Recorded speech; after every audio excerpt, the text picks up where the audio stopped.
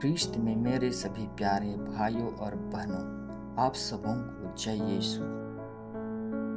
आज का सुसमाचार लूकास रचित सुसमाचार अध्याय 18 पद संख्याएं 1 से 8 तक लिया गया है। इस सुसमाचार में हमें एक विधवा और अन्यायपूर्ण न्यायाधीश की एक उदाहरण मिलती है जो हमें प्रार्थना के महत्व और उसमें निरंतरता की शिक्षा देती है। यह उदाहरण हमें यह बताती है कि हमें हमेशा प्रार्थना करते रहना चाहिए, कभी भी हार नहीं मानना चाहिए।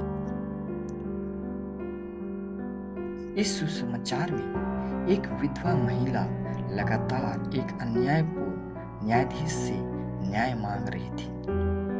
हालांकि न्यायाधीश को ना तो भगवान का डर था और ना ही लोगों की परवाह थी, लेकिन वह अंत में विधवा की लगातार प्रार्थना से थककर उसकी इच्छा पूरी कर देता है।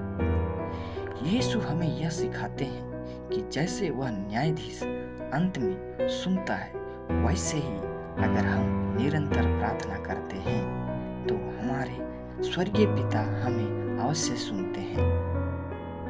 प्रार्थना में निरंतरता का मतलब केवल शब्दों का उच्चारण नहीं, बल्कि यह एक आंतरिक विश्वास और समर्पण का प्रतीक है।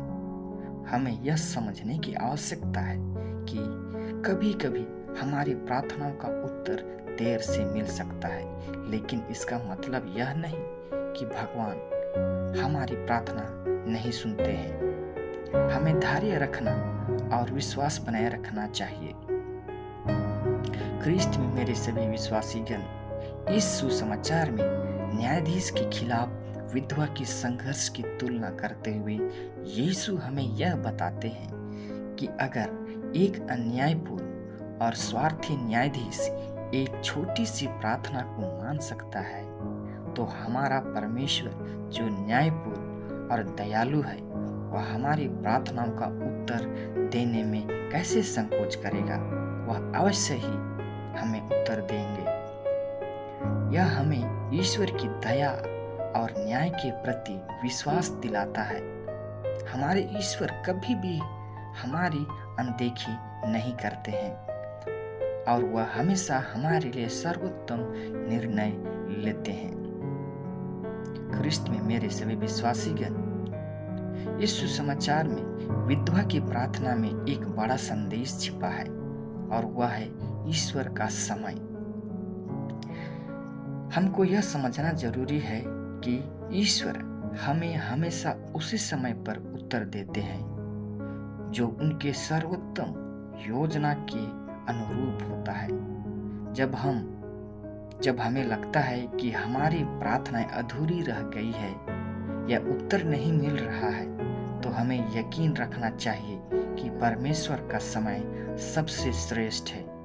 हमें उसकी योजना पर विश्वास करना चाहिए और धैर्य रखना चाहिए। प्रार्थना केवल निवेदन करने का समय नहीं है, बल्कि यह हमारे और परमेश्वर के बीच एक व्यक्तिगत संबंध बनाने का समय है। विधवा का निरंतरता में यह सीखने को मिलता है कि हमें प्रार्थना के द्वारा अपने ईश्वर के साथ अपना संबंध मजबूत करना चाहिए। प्रार्थना में निरंतरता यह दर्शाती है कि हम अपनी सभी चिंताओं, खुशियों और परेशानियों को परमेश्वर के सामने रखकर अपने जीवन में उनका मार्गदर्शन चाहते हैं। यीशु का यह उदाहरण हमें यह सिखाती है कि हमें निरंतर प्रार्थना में लगे रहना चाहिए, कभी भी हार नहीं मानना चाहिए और हमेशा परमेश्वर की न्यायप्रियता और दया पर विश्वास रखनी चाहिए। ईश्वर हमारे दुखों को सुनते हैं और हमें हमारे समय पर सही उत्तर देते हैं। हमें उनके ऊपर पूरा विश्वास और धैर्य रखना चाहिए, क्योंकि वह हमें कभी नहीं छोड़ता है। वह हमेशा हमारे साथ रहता है और कभी भी हमें अकेला नहीं छोड़ता है। तो आइए हम ईश्वर के बताए हुए वचनों के आधार पर अपने जीवन को जीने के प्रयत्न करें। हमेशा प्रार्थना में लगे रहें, कभी भी किसी भी चीज का आसानी से हार ना माने। यदि हम ईश्वर के पास प्रार्थना करते हैं तो वह प्रार्थना ईश्वर हमें जरूर सुनते हैं और सही समय आने पर हमें उस प्रार्थना का जवाब भी देते हैं। इसलिए आइए हम ईश्वर पर विश्वास करें एक साथ और यह सुसमाचार को अपने जीवन में लागू करने के लिए आगे आवें और अपना जीवन को सुंदर बनाने के लिए रोज दिन हम ईश्वर से प्रार्थना करें और अपनी प्रार्थना के माध्यम से ईश्वर से एक दूसरे के साथ में जुड़े रहें। आमीन।